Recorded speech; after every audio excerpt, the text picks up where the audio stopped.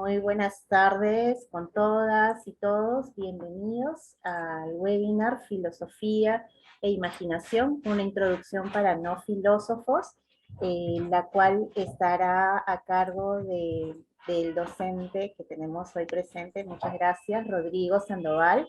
Él Es, es doctorando en filosofía de la Universidad de Colonia, Alemania, y la Universidad Alberto Hurtado de Chile. Él ha sido beneficiario de las becas ANIT, DAT y Erasmus. Ha sido investigador, también visitante de los archivos de Husserl, de Colonia y de París. Actualmente escribe su tesis doctoral sobre la fenomenología husserliana de la imagen y la imaginación.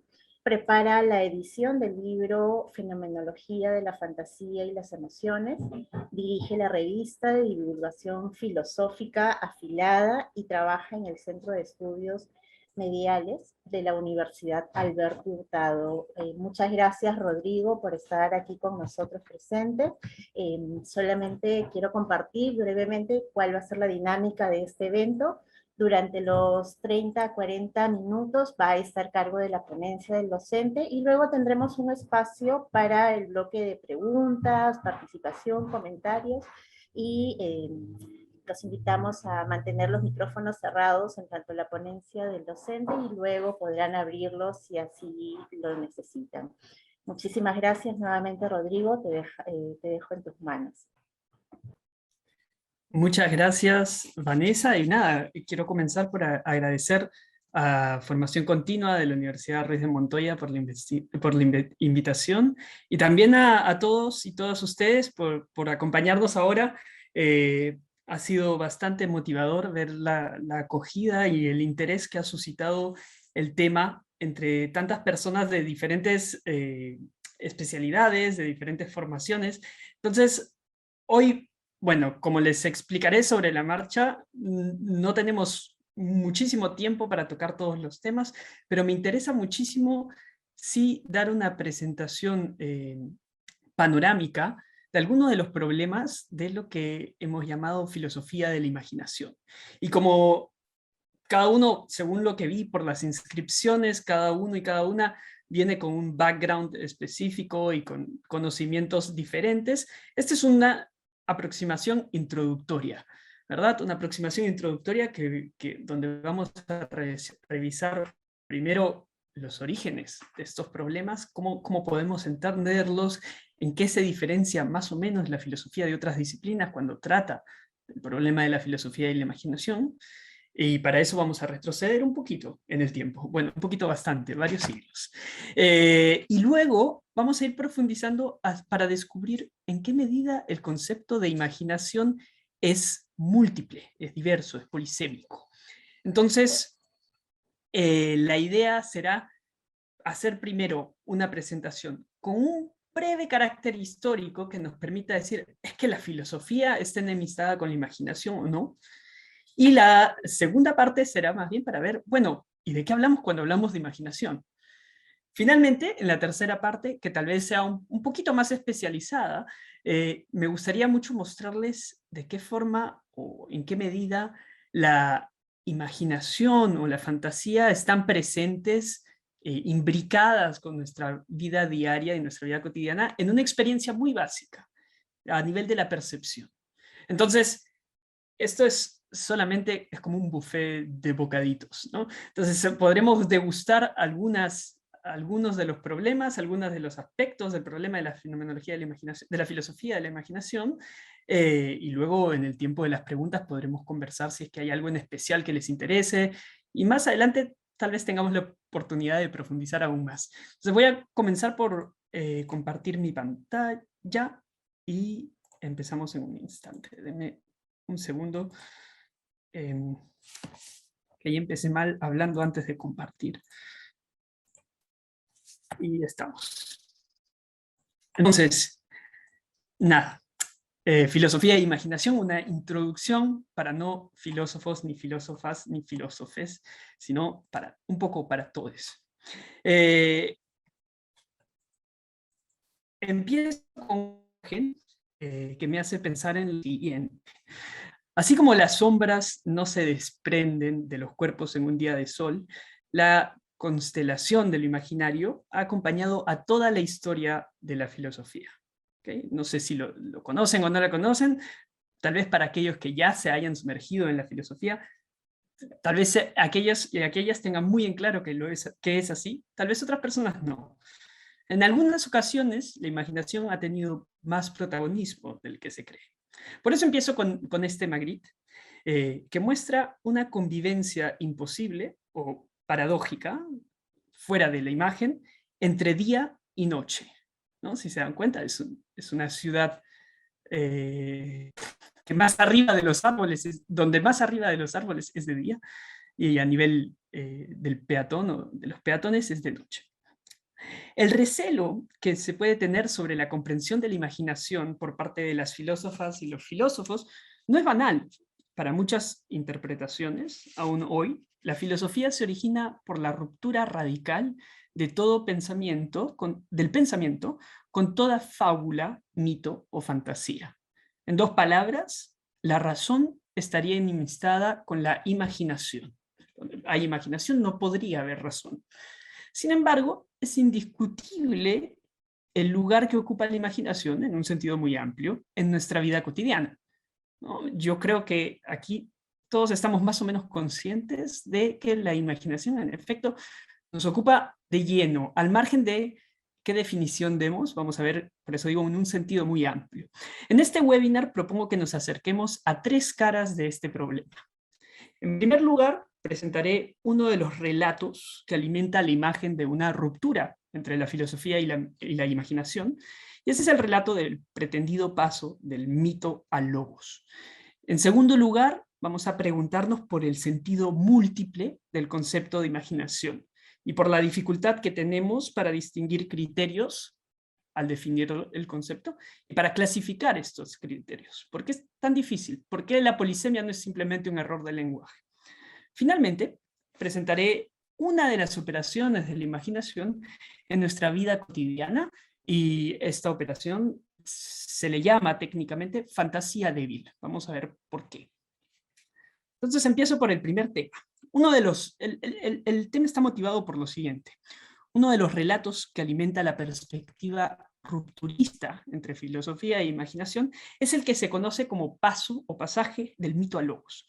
Y durante mucho tiempo se ha pensado el aparecer de la filosofía griega hacia inicios del siglo VI antes de nuestra era como una excepcionalidad o un salto cualitativo, es decir, una ruptura hasta cierto punto aislada, con aquellos esfuerzos intelectuales previos, que pueden ser esfuerzos intelectuales del propio mundo griego, o previos o contemporáneos, es decir, esfuerzos intelectuales extranjeros al mundo griego. En esta mirada se inscriben las interpretaciones que hablan de un milagro griego. A fin de comprenderlo, este paso tiene varios aspectos que detallar. En primer lugar, no sirve tanto para explicar el surgimiento de la filosofía solamente, sino para explicar el pasaje de las narrativas religioso-mitológicas, hacia lo que hoy llamaríamos más bien ciencias naturales. Más en particular geografía y meteorología, en realidad. Y aquí estoy pensando en la escuela de Mileto. Para los que conocen un poquito del origen de la filosofía, estoy pensando en Tales, Anaximandro, Anaxímenes, ¿okay? Esas personas que empezaban a pensar en las descripciones de los fenómenos naturales de otra forma que la que llamamos mitológica. Esto incluye las características siguientes: la desacralización de la explicación de los fenómenos naturales, la escritura y el carácter público del debate, y la justificación desde adentro de los argumentos dados, con la especial estructura argumentativa que busca sostenerse de un principio. Es decir, allí anoto en el slide, pueden ver ustedes, está anotado justamente estas tres características que son generalmente consideradas como las más resaltantes del aparecer de la ciencia racional griega. En el caso de la filosofía, se añade la pregunta insistente, ya sea en Tales, en Platón o en Aristóteles, por lo que es real. Y muy importante también por la relación de lo humano con lo real. ¿ok? No es solamente, si alguien ve la pregunta por lo real, puede pensar, bueno, evidentemente son seres humanos quienes preguntan. Ok, felicitaciones si alguien hizo esta lectura de inmediato. A veces pensamos que solamente el problema es lo real. No, el problema es lo real, la definición de esto, y además la relación, que puede ser de conocimiento o desconocimiento, o de algún otro índole, con el ser humano. Como probablemente ustedes estén anticipando ahora, esta interpretación corre varios riesgos. Uno de ellos es reducir el logos, la racionalidad, a una sola práctica intelectual. Y así podría ser una mirada que, centrada en Europa u Occidente, pretende ser universalista, ¿no? Y al mismo tiempo que es ciega, y por eso pretende ser universalista, es ciega a sus determinaciones culturales. Esta lectura tiene serios defectos. Por un lado, podría ignorar las características interculturales propias del nacimiento de la filosofía, como la influencia mesopotámica y egipcia. Sin ir muy lejos, recordemos que el nacimiento de la escuela de Mileto, lo que llamamos la escuela de Mileto, se da en lo que hoy es Asia Menor, Turquía, ¿no? Acá he puesto un mapa porque a mí me gusta referir al mapa para que haya realmente la visualidad del asunto. Se da en Asia Menor, en esta zona de aquí, a la derecha, por parte de migrantes jónicos, navegantes, comerciantes, y lo que hoy llamaríamos ingenieros. Por otro lado, y más importante aún, la perspectiva eurocéntrica emerge del prejuicio de que un modo de pensar específico tiene un carácter extraordinario y ahistórico. ¿Okay? Un modo de pensar específico es ahistórico y extraordinario. Si nos alejamos de la idea del milagro griego, podremos comprender que esto no es así. Sobre todo en el siglo XX, la historia nos ha permitido comparar las organizaciones políticas griegas con las regiones vecinas. Para los historiadores, por ejemplo, Reale y Antiseri, la libertad de las instituciones políticas de los ciudadanos griegos, léase, eso sí, hombres y propietarios, primero en las colonias y luego en Atenas, fue determinante, al punto de concluir que, y aquí es una cita, la capital de la filosofía griega fue la capital de la libertad griega. Esta frase puede sonar algo vacía, ojo, ¿okay? Libertad es un concepto casi tan complicado como el de imaginación. Puede sonar algo vacía si no atendemos en detalle a lo que libertad significa, ¿no? Y otro historiador, Jean-Pierre Vernant, es un poco más claro cuando nos dice que se trata de la situación igualitaria con relación a la ley por parte de los ciudadanos griegos. Esta situación igualitaria será proyectada por la filosofía naturalista hacia el universo físico. Es decir, mientras que los relatos precedentes sobre el universo estaban integrados a los mitos de la soberanía y los rituales monárquicos, la cosmovisión de la escuela de Mileto es la concepción de un orden igualitario. Y acá cito porque es más claro aún con esta cita, las reglas del juego político, la discusión libre, el debate contradictorio, la confrontación de argumentaciones contrarias, se imponen desde entonces como reglas del juego intelectual. Se trata de una nueva noción de la verdad, en el fondo, una verdad accesible a todos los ciudadanos, con las características que dijimos antes, y fundada sobre su propia fuerza de demostración. Es decir, no está fundada sobre argumentos ad hoc, dioses que descienden y que influyen en los fenómenos naturales y visibles, sino que está fundada en ella misma. Bueno, muy brevemente, y por qué hemos hecho esto, nos saltamos aquí el relato del milagro griego, y del paso del mito al logos, ¿no? Ese relato que es muy forzado. Para afirmar que no tiene sentido, esto es para decir, no tiene sentido buscar allí una oposición entre razón filosófica e imaginación. Ahora bien, si nos situamos en los inicios todavía del pensamiento filosófico, podemos enumerar algunas ideas que configuran, ellas sí, varios problemas posteriores y actuales de la filosofía, de la imaginación. En primer lugar, tomemos en cuenta a Platón. El filósofo que desconfiaba de la democracia es conocido por su disputa política con los artistas y pedagogos tradicionales en Atenas. esta disputa notoria en más de uno de los diálogos del filósofo podría calzar muy bien con la idea de que la filosofía llega para reemplazar y romper con las prácticas educativas y los estilos argumentativos que le precedieron. Platón presenta en el Lión, por ejemplo, la idea de que ni el poeta ni el declamador conocen aquello de lo que hablan, sino que actúan por talento e inspiración.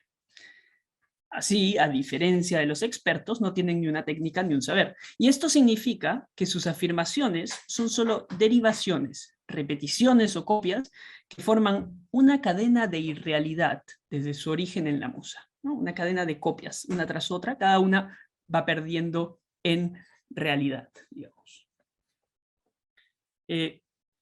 Voilà. Quiero consultar, no sé, Vanessa, si estás por ahí, no sé Sí, si se ve el PowerPoint. sí, está viéndose Ah, perfectamente. vale. Si se desconecta, me avisas, por favor, No te porque a preocupes. veces no puedo. Vale. Esta crítica hacia la reproducción de copias por la poesía, ¿ok?, no se aplica solamente al arte, en realidad. En Platón encontramos también una censura de la imaginación como fuente de error. Esto es más interesante, ahí profundizamos un poquito más. Su metafísica y teoría del conocimiento se sostienen en la premisa de que los sentidos del cuerpo nos dan meras imágenes, sombras cambiantes, de la realidad real o inteligible de las cosas. Un prejuicio en desmedro de la experiencia sensible que en la modernidad encuentra más de un eco. O sea que vamos a encontrar un tiempo más tarde varios matices de por medio en Descartes, por ejemplo. Ahora bien, como algunos sabrán, Platón mismo, el mismo Platón en sus textos, recurre a múltiples técnicas que escapan de la racionalidad entendida de una forma limitada o estrecha, ¿no? Sin ir muy lejos, su estilo literario, el diálogo, le debe a la dramaturgia y no solo a la filosofía. Por otra parte, las alegorías que utiliza repetidamente no solo son una cuestión de estilo, no solo embellecen el estilo, sino que además dan conocimiento. Aquí no podemos resolver esta aporía, claro, pero podemos plantear un problema. Les presento uno de los problemas. El problema es dónde reside la diferencia entre el conocimiento de la literatura y el conocimiento de la filosofía. Algunos habrían querido que ponga conocimiento en el caso de la literatura entre comillas, se los concedo, pero en todo caso la diferencia está por esclarecerse. Si pasamos a otro de nuestros filósofos antiguos, Aristóteles, ¿okay?, fue el primero en hacer una descripción analítica de la imaginación, entendida como fantasía. De allí nos viene la palabra. Y una descripción de esta como facultad del alma. ¿Okay? Y no solamente como facultad, sino también como el resultado de la actividad de esta facultad. ¿Okay? Ahí hay una ambigüedad importante que repasaremos más adelante otra vez. Tal vez en ese texto que allí cito al pie, el de Ánima, el tercer capítulo, tal vez sintomáticamente se trata de uno de sus textos más contradictorios o más difíciles de desentrañar. Ubica la imaginación entre el intelecto y la sensación, aunque destaca, sin indicar inmediatamente cómo, que la imaginación es indispensable para el pensamiento. Y ahí quiero mostrarles la cita porque es buenísima. Nos dice, la imaginación es a su vez algo distinto tanto de la sensación como del pensamiento. Es cierto que de no haber sensación, no hay imaginación. Ojo, la imaginación ya es parasitaria de la sensación, hay una relación de dependencia fuerte. Y sin esta, es decir, sin la imaginación, no es posible la actividad de enjuiciar, la noesis. Es evidente, sin embargo, que la imaginación no consiste ni en inteligir ni en enjuiciar. Es decir, es una actividad distinta del pensamiento, dependiente de la sensación, pero de la cual además el pensamiento depende para poder funcionar. Bueno, en este texto no tenemos una definición precisa ni directa, ¿okay? Siempre es indirecta la demostración, en este caso de la fantasía de Aristóteles, pero los intérpretes, las y los especialistas suelen sugerir la consideración del concepto de aparecer, ¿okay?, como un término que puede abarcar tanto la sensibilidad, porque aparecen las cosas sensibles, como la fantasía libre. Es decir, la imaginación no solo se refiere a la producción libre de imágenes mentales, como el recuerdo o la fantasía de acontecimientos irreales, sino también los apareceres de la experiencia sensible directa, ¿no? Cuando algo aparece en la percepción, sensiblemente, tendríamos impresiones sensibles. Esas impresiones son cercanas a la fantasía. Con este movimiento se inaugura un problema que hereda la filosofía moderna. Otro problema. Y este es el de la diferencia entre el aparecer sensible y el aparecer de la fantasía. ¿Cómo hacemos la diferencia? ¿De qué manera o bajo qué criterios podemos detallarla? Ahora, otra vez, en esta presentación no puedo hacer un análisis de exactamente la presentación o la exposición aristotélica, ¿okay? No puedo tampoco desenhebrar su ambigüedad. Pero este caleidoscopio de actos y productos nos da una primera idea de lo que está en juego filosóficamente cuando hablamos de imaginación. Cuando pensamos en la realidad de los apareceres de la fantasía, intentamos hacer ontología. Cuando discutimos su rol en el conocimiento, hacemos epistemología. Y cuando especulamos sobre los procesos psicofísicos que llevan a cabo la imaginación, haremos filosofía de la mente. A esto se pueden añadir muchas más cosas. Por ejemplo, podemos pensar que en Platón hay una filosofía de la educación cuando discute si los poetas son buenos educadores para la ciudadanía o no. Y así, diferentes problemas que suscitan el mismo fenómeno de la imaginación. Si bien las concepciones de Platón y Aristóteles determinan la interpretación futura de la imaginación, son amplias, ¿no? Y plurales. Aún así dejan una huella indeleble en la historia de la filosofía. Ahora, hasta aquí hemos hablado de poetas y rapsodas, de imágenes producidas por pintores, de impresiones, de figuras literarias, incluso de la memoria. En Aristóteles hay una función de la imaginación para la memoria. Pero, ¿de qué hablamos cuando hablamos de imaginación? Aunque el concepto nos es cercano, en cada contexto nos enfrentamos a un clásico ejemplo de polisemia. Permítanme, voy a dar una serie no exhaustiva de ejemplos. Les pido cerrar su micro, por favor. Sí, por favor. No se olviden. Eso es. Entonces, esta serie no exhaustiva de ejemplos. Primero, con imaginación podemos referirnos a relatos fantásticos, pero también a acontecimientos históricos. ¿Cómo que acontecimientos históricos? Sí, por ejemplo, decimos, sé que no estuviste ahí en eso que sucedió, pero imagínatelo, ¿no? Entonces la imaginación funciona en ficción y en realidad. Luego, pensamos en artefactos y otros productos públicos e intersubjetivos, como el cine, las artes plásticas o el teatro, pero igualmente hablamos de producciones muy privadas, es decir, que no son compartidas, que no pueden ser públicas, porque no son intersubjetivas. Por ejemplo, nuestras fantasías más íntimas, ¿no? Que permanecen, para felicidad de la mayoría, muy recluidas en nuestra subjetividad. Luego, podríamos pensar que la imaginación tiene un vínculo con las imágenes, ¿no? Pero acá nos hace en verdad ese razonamiento un favor menor, muy flaco.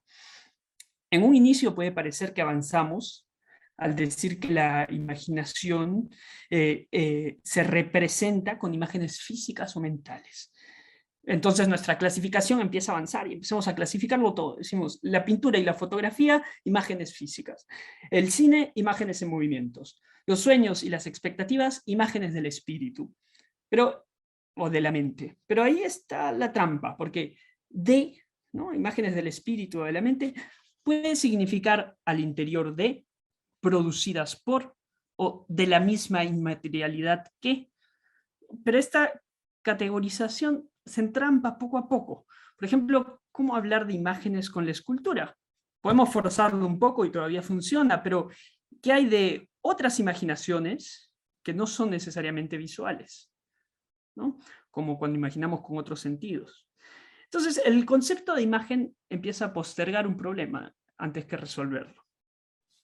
Y por último, otro criterio es que la imaginación puede estar vinculada tanto a la creatividad y a la inventiva, pero también puede ser la base para la ilusión y el engaño, ¿no? Es decir, la imaginación puede ser liberadora o puede ser opresiva. Nos puede nutrir la empatía, nos puede ayudar a proyectarnos, por ejemplo, en los zapatos de otra persona, pero también puede ser usada para alimentar prejuicios que no tienen ningún asidero en la realidad, ¿no? Y para ambas cosas utilizamos el concepto de imaginación, para describir ambos fenómenos. Entonces, la primera conclusión que me permito adelantar es que esta polisemia, estos múltiples significados, tiene su origen en la cercanía de nuestro concepto, que el concepto está tan cerca y tan lejos al mismo tiempo. La imaginación, involucrada como está en nuestro día a día, nos es a la vez obvia y familiar en cada contexto. Cuando aparece, sabemos de qué estamos hablando. Sin embargo, cuando empezamos a interrogarla, nos resulta extraña y desconocida. Esto no es nuevo, es lo que decimos los filósofos cada vez que aparece un problema polisémico de esta naturaleza, siguiendo las pistas de Agustín de Hipona, ¿no? Cuando hablaba del tiempo. Peor aún, si pasamos al ámbito más científico, más técnico, la traducción de términos diversos nos juega otra mala pasada. Por ejemplo, hasta ahora, unificado bajo el concepto de imaginación, los términos de fantasía y de imaginación, de diferente origen lingüístico. Y por último, el concepto es trivalente, es decir, a la vez nos sirve para designar una capacidad, un proceso o actividad, y un resultado o producto. Me explico. La imaginación como la capacidad o facultad que nos permite ir más allá del presente inmediato, ¿ok? La imaginación como experiencia, como el proceso psicofísico o acto que generalmente expresamos en español con el verbo imaginar, y finalmente una imaginación o un imaginario como el resultado de esta y otras experiencias. Con el tiempo que tengo acá solo puedo adelantar algunos indicios para elaborar una conclusión. Y aquí yo sugiero abandonar la referencia a las imágenes, no comenzar por ahí, porque esta referencia solo repite la ambigüedad del concepto de imaginación. Y en cambio podemos utilizar la pareja de conceptos de presencia y ausencia. Aquí hay que tener cuidado, la tentación especialmente filosófica podría ser de vincular a la percepción con la presencia y la imaginación con la ausencia. Y listo el pollo, se solucionó el problema. Pues no, hay dos razones que nos impulsan a complejizar esta relación, sin desechar la pareja de conceptos. En primer lugar, porque lo que llamamos percepción es siempre un entramado de ambas, de presencia y ausencia. Y en segundo lugar, porque la imaginación no es simplemente la constatación de lo ausente, sino es su representación. Es decir, las diferentes experiencias de la imaginación nos ponen en contacto con algo que no está ahí, con algo ausente, pero lo hacen cuasi presente. ¿Okay? No voy a detenerme en el segundo punto porque esto es para un seminario extenso y sería justamente la tesis que habría que desarrollar, pero voy a ver brevemente el primero como una pista sobre la que podría marchar una reflexión filosófica de la imaginación. Para concluir con la interpretación de presencia y ausencia, voy a hablar brevemente sobre la percepción, porque en la percepción hay una de las operaciones de la fantasía más resaltables. Para ello voy a tomar la perspectiva que ven allí en título, la perspectiva de la fenomenología trascendental, es una de las corrientes contemporáneas de la filosofía. La fenomenología lo que hace es pensar en cómo las sensaciones son sintetizadas, organizadas, para configurar el aparecer de objetos y eventos significativos. Es decir, más allá de la sensación, cómo ésta se organiza para darnos efectivamente el aparecer de cosas con sentido. En el lenguaje de Edmund Husserl, el fenomenólogo por excelencia, este proceso es conocido como apercepción o aprehensión. Tal vez lo han escuchado por ahí, tal vez no. Es un concepto de larga data en psicología también. Esta idea se origina en el presupuesto de que en la experiencia hay más de lo que nos otorga la sensibilidad. Hay un excedente. Así, la percepción no es solo la experiencia pasiva, no es solo la recepción de datos sensibles, sino una experiencia activa, entre comillas, protoconceptual, de síntesis y organización de sensaciones. Esto explica por qué las mismas sensaciones pueden provocar el aparecer de objetos distintos. porque con las mismas sensaciones podemos ver dos cosas diferentes, por ejemplo. O por qué sensaciones que no son homogéneas nos dan por resultado una experiencia uniforme, por ejemplo en el color. O finalmente porque sensaciones distintas pueden configurar el aparecer de un mismo objeto. Y a través de experiencias y sensaciones distintas puedo ver algo de un lado o del otro, y sin embargo se configura un mismo objeto. El análisis completo de esta pseudoactividad, porque no es una actividad, es una pseudoactividad, no es consciente, ¿okay? A medio camino entre la pasividad y la actividad, entre la recepción y la espontaneidad, incluye un detalle que aquí no puedo especificar, pero me interesa señalar el rol de la imaginación, ¿no? Porque de esto se trata, en esta dimensión básica de la experiencia. En el proceso de aprehensión, no solo sintetizamos sensaciones para dejar a los objetos aparecer, ¿no? Como hemos dicho, sino que además, y aquí está el excedente, completamos lo puramente sensible. Por ejemplo, al percibir un objeto, complementamos algunas de las partes no visibles del objeto, y anticipamos sus caras ocultas. Entonces, obviamente aquí hay una dimensión posible de error. Si sintetizamos excediendo la sensación, podemos equivocarnos. Podemos interpretar, por ejemplo, el viento en nuestras fibras capilares como un insecto. Pero esa reacción tiene un fin evolutivo. Nos permite, por ejemplo, al completar la forma difusa que se esconde detrás de un arbusto, podemos reaccionar más rápido a la posible amenaza de un depredador. Ese gato escondido detrás de la cortina representa al depredador. Entonces, llamamos fantasía débil, siguiendo la inspiración de uno de los fenomenólogos contemporáneos, a la capacidad de producir cuasi sensaciones o fantasmas. Estos fantasmas son en su mayoría débiles en relación con las sensaciones normales, es decir, son momentáneos, de una intensidad reducida, poco estables, generalmente involuntarios, ¿no? Como el mosquito que sentimos cuando no está ahí. Normalmente son reprimidos u opacados con facilidad por las sensaciones en competencia. Así, si siento un mosquito en mi brazo y me equivoqué, voy a acercar mi mano hacia el brazo, voy a sentir nuevamente, voy a darme cuenta que no está ahí. La sensación en competencia, la sensación real, al competir con la cuasi sensación, la descalifica fácilmente. La fantasía débil es postulada al pensar que el material sensible debe ser ordenado sintéticamente para que la percepción tenga las características con las que se nos aparece la percepción. Es decir, que no son solamente datos sensibles, crudos. No son síntesis conceptuales, no son síntesis del entendimiento, sino es un nivel que se llamaría más bajo, ¿okay? Como protoconceptual.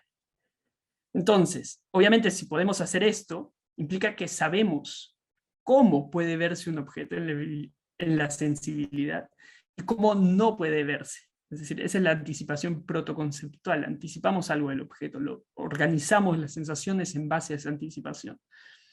Es una especie de protoconocimiento que no depende de conceptos verbales, sino de protoconceptos que surgen de la experiencia, de la asociación de la experiencia pasada, ¿okay? De no conceptos, sino tipos, se dice en fenomenología. ¿Okay? En conclusión, he escogido este ejemplo que seguramente a algunos y algunas les parecerá decepcionante encontrar esto en una presentación de la imaginación, o simplemente no tiene nada que ver con lo otro. Ok, denme un instante, la posibilidad de defenderme. Lo escojo para demostrar una dimensión muy básica, posiblemente compartida con otros seres animales, donde la imaginación tiene un rol fundamental. Ahora, no quiero decir que esta sea una definición de la imaginación acabada o que se agote con ello, resolví el problema de todos los casos que mencionamos antes. No, no, no, esa no es para nada la idea. La idea es más bien que empezar por la fantasía débil nos permite situar un punto de partida del entramado de presencia y ausencia. Y empezamos a ver ese entramado a un nivel básico y probablemente compartido por más de una especie de animal.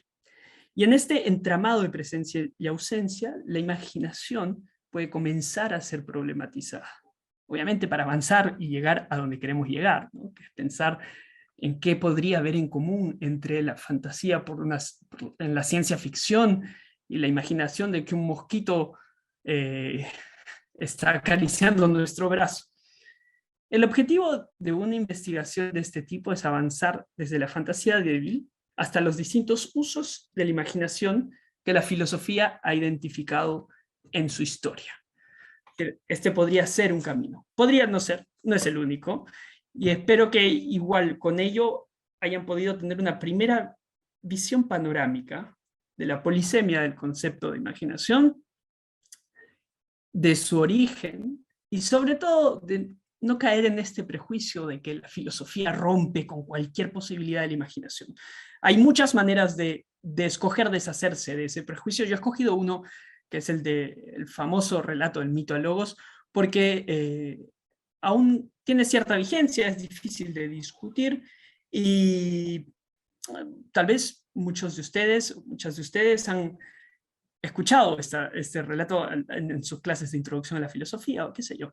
Pero en todo caso hay muchas maneras de discutirlo, hay muchas maneras de retribuir al concepto de imaginación el lugar que le corresponde en la filosofía, y aquí he querido mostrarles algunos de los problemas que pueden aparecer con ella.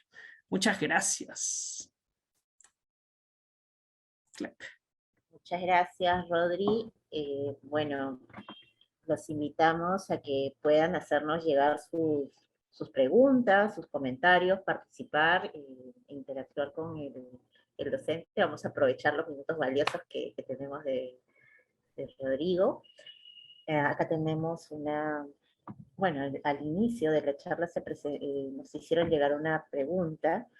José Raúl Lundi dice: ¿la imaginación entonces sería como una construcción de la realidad? ¿Una apropiación de cómo quisiéramos ver las cosas? ¿Respondo o porque ahí? Sí, creo que ahí. ¿Respondo? Sí, vale. Sí, dale. Excelente. Entonces, si es como una construcción de la realidad. La idea de la fantasía débil nos permite, en primer lugar, ver cómo la imaginación, en este caso la fantasía débil, participa de esa construcción de la realidad. ¿Okay? No quiero caer acá con esta idea, es más difícil de discutir, pero con esta idea de que entonces toda la realidad está construida. Pues sí, no, vamos más despacio, después si quieren podemos ver qué significa eso. Y la siguiente pregunta es si es que esto es una apropiación de cómo quisiéramos ver las cosas. No estoy seguro de terminar de comprender esta pregunta. Podría ser una apropiación de cómo quisiéramos ver las cosas, pero eso es una muy voluntarista. Ojo, la imaginación en su polisemia, hemos visto que hay actos de la imaginación o de la fantasía que no necesariamente tienen ese carácter voluntario. No podemos tener fantasías que no queremos tener. Entonces, no necesariamente es como quisiéramos ver las cosas. Sería bueno si la definición pudiera solucionarse por ahí. Por ahí nos están pidiendo participar. Nucia, puedes abrir tu micrófono, por supuesto. Primero Nucia y luego Alida.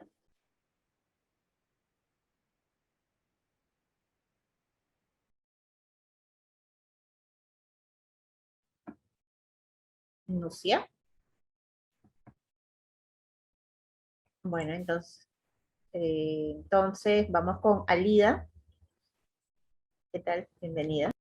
Hola, ¿qué tal? Buenas tardes. Sí, a mí me gustaría preguntar, bueno, dices algo un poco básico, pero quisiera saber qué considera como más apto o las mejores opciones para cultivar la imaginación en las personas adultas, porque para mí es algo súper importante. Yo creo que no la he perdido mucho desde que era pequeña, pero no sé, creo que hay que seguir cultivándola para esto, para que no perdamos nuestra capacidad de asombro y nuestra imaginación y este ser filosóficos que todos tenemos, ¿no? Gracias. Sí, gracias por tu pregunta, Alida. Es una pregunta que tiene un costado que le pertenece más bien a los psicólogos y las psicólogas, y tal vez más a los que trabajan incluso en la terapia artística, pero me gusta mucho un costado que voy a tomar de tu pregunta, y es el que tiene que ver con el concepto de asombro. Y en la filosofía, una también de las, no es solamente una historia, sino es también el testimonio de Sócrates, como ha pasado a través de Platón y Aristóteles, que la característica de la filosofía es justamente la capacidad de asombrarse por las cosas. Y aquí es muy interesante pensar que esa posibilidad de experimentar el asombro depende justamente de poder imaginar las cosas de una manera distinta o de poder imaginarlas más allá de cómo son, ¿no? Elaborar hipótesis es un poco eso, o elaborar experimentos mentales es un poco eso. Yo no sé, y no estoy calificado para decir cómo es que alguien cultiva la imaginación, pero sí estoy calificado para decir que sin imaginación no podemos hacer filosofía, no podemos hacer experimentos mentales, no podemos hacer hipótesis, no podemos terminar un trabajo básico de grado, ni siquiera. Bien, Rodrigo, nos hacen llegar otra pregunta. Demetrio dice, en el campo de la nociología, ¿qué tipo de conocimiento podemos llamarla a la imaginación? ¿Cuál es la función de la imaginación en la habilidad social de la empatía? Son dos preguntas enormes, muy importantes. La primera, no lo sé, y me gustaría saberlo. Yo creo que la imaginación es una herramienta o un instrumento en el proceso de conocer. Y en esto me parece bastante ilustrador que Aristóteles ya lo haya dicho, contra más la censura que encontramos, por ejemplo, en Platón, ¿no? Entonces, ¿qué tipo de conocimiento es? Por eso planteaba la pregunta. Habría que decir si es que es conocimiento, eso depende de cómo definamos conocimiento, y luego podríamos decir qué tipo es. Yo prefiero pensar en habilidades. Y lo segundo, ¿cuál es la función de la imaginación en la habilidad de la empatía? Aquí hay muchísimo trabajo en la filosofía y en la psicología, entre los que conozco, pero sobre todo en la filosofía, de la función de la imaginación en la empatía. Es decir, que sin imaginación no seríamos capaces de experimentar empatía. Desde el conocimiento más básico, el lugar común, si quieren, la frase, ¿no? Ponte en los zapatos de otro. A mí me gustan mucho las frases porque revelan una especie de, no sé, se dice sabiduría popular, pero eso significa todo y nada. A mí me parece que significa una especie de sabiduría sedimentada que ha pasado con los tiempos. A veces puro prejuicios, a veces sabiduría. Pero la idea de ponerse en los zapatos del otro, que es una idea que implica la imaginación, a mi parecer funciona muy bien. Es decir, generalmente funciona como ejercicio empático. Ahora, en lo que no habría que caer es en la perversión de esta técnica, que sería más bien reemplazar al otro y pensar que yo soy el otro, ¿verdad? O la otra persona, cuando me pongo en los zapatos del otro. Y eso es muy interesante. Hay trabajos en diferentes niveles al respecto, unos más cercanos a la psicología, donde puedes ver directamente la función de la imaginación en la empatía. Tiene una dimensión experimental también. Y hay otros trabajos desde la metafísica, y ahí puedes leer, por ejemplo, la obra de Levinas, donde puedes pensar en qué medida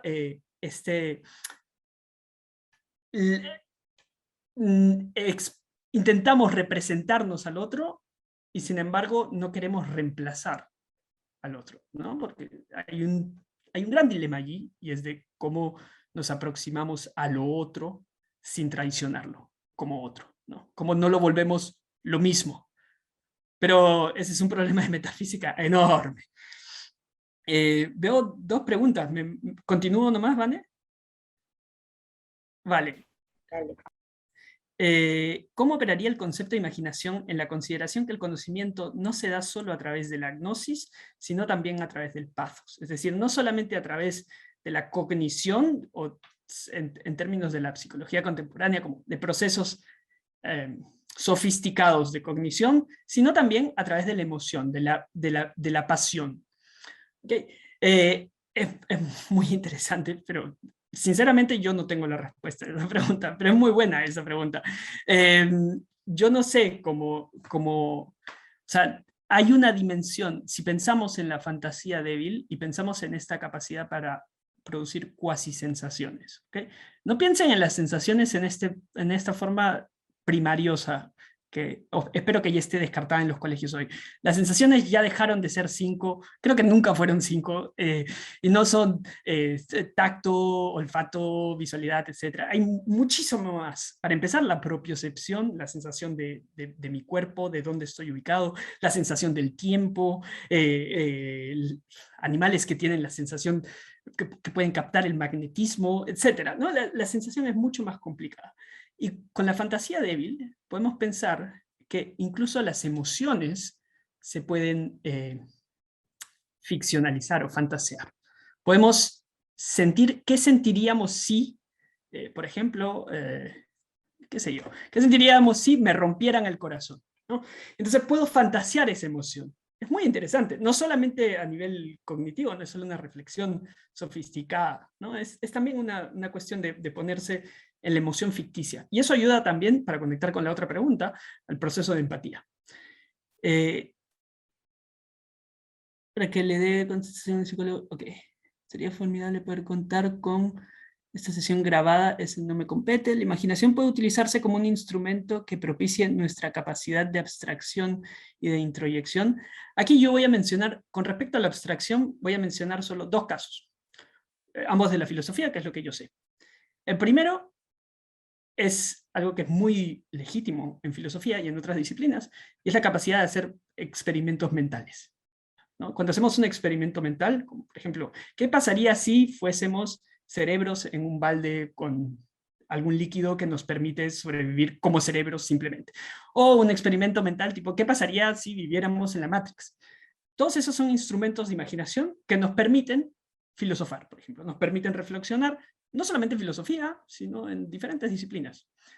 El segundo ejemplo corresponde a la fenomenología, que es en lo que yo me especializo, y allí hay una teoría sobre cómo variamos imaginariamente nuestra experiencia de ciertos objetos, ¿okay?, para poder abstraer las condiciones necesarias del aparecer de todo objeto de la misma categoría. Es decir, lo voy a poner un poquito más simple. Si quiero saber qué cosa es el sonido o cuáles son las características del sonido, empiezo a variar.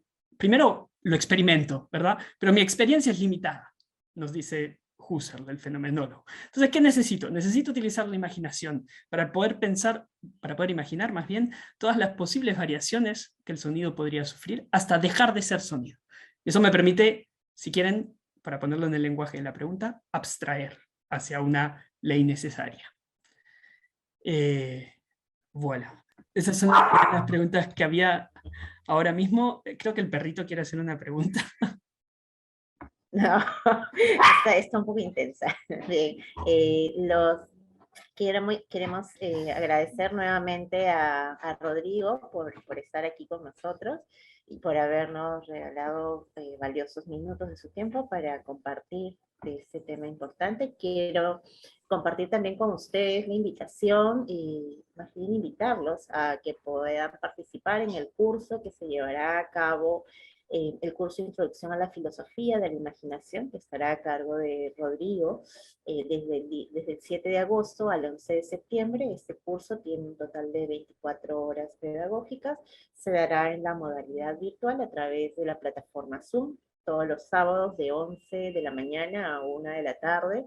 Si ustedes desean mayor información o tener mayores alcances, nos pueden escribir a través de nuestros correos electrónicos, como lo pueden visualizar en estos momentos, o comunicarse también a través del WhatsApp, es el celular 936-80-87-57. ¿Puedo añadir algo, Vane? Sí, por supuesto, Rodrigo. Bueno, solo quería decirles, ahora hemos hecho como una presentación muy somera, para algunos es una especie de divulgación de algunos hitos, ¿ok?, en la filosofía, tanto desde la perspectiva de la historia como de la perspectiva de los problemas. En filosofía llamamos eso sistemático, histórico y sistemático. La idea sería, para este seminario, que agradezco mucho la invitación a formar, a dictar, a inventar, es detenernos en cada uno de estos problemas y agrupando los problemas en torno a autores específicos. Entonces la idea es conocer la filosofía a la vez que se conoce el problema de la imaginación. ¿Ok? Entonces, si eso les interesa, nada, quedan todas y todos invitados a entretenerse conmigo los sábados desde agosto. Eso vale. Perfecto, muchísimas gracias, Rodrigo. Gracias también a cada uno y cada una de ustedes por acompañarnos. Ya quienes han podido acceder a la ficha de inscripción para que podamos hacerles llegar las constancias respectivas. Muchísimas gracias nuevamente a cada una y cada uno de ustedes. Voy a compartir nuevamente el enlace para que puedan firmar la ficha de sus datos y también hacerles llegar, compartir también con ustedes la página web donde van a hallar mayor información de manera detallada de los temas que Rodrigo acaba de mencionar, ¿no? Cuáles son los contenidos temáticos con los que vamos a desarrollar este curso. Otra cosa, me Sí, olvidé. dale. Además de la grabación, estará disponible, yo escribo mis exposiciones, bueno, formación profesional. Por favor, Entonces dale. voy a subir el texto en dos partes más adelante. Les pongo el enlace, Sí, por favor. afilada.org. Allí lo encontrarán, lo subiré en los próximos días para que nada, puedan revisarlo y puedan ir a la bibliografía. Porque acá lo que yo digo poco importa, es mejor si van a la fuente real. Entonces, muchísimas ahí se las gracias dejaré. también a la revista Filosofía Afilada, quien también nos está ayudando y está colaborando con nosotros en este webinar. Muchísimas gracias, Rodrigo. Cuídense, muy buenas noches, tardes. Adiós. Adiós.